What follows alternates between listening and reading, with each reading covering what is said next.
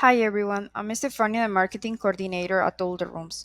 Welcome to our Market Explorer tool. With the Explore tab, you can select an area and explore the different subareas.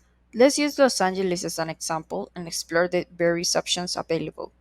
To begin, click on the Filter button to refine your property search.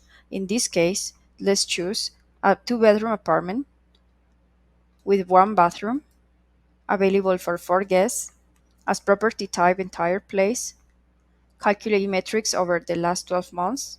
As an area type, you can choose between neighborhoods, postal codes, and cities. For this example, let's press in postal codes. And now we just have to press apply. Now you will be able to see 6 different metrics for the selected property type and area. These metrics include available supply, average daily rate, occupancy rate, revenues, mean stay length. If you prefer to view fewer metrics, simply click on the metrics button and select the ones you are interested in.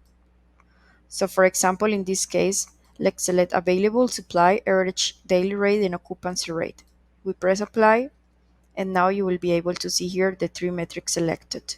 Finally, don't forget that you have the option to export the data as a CSV document for further analysis. Just click here and export.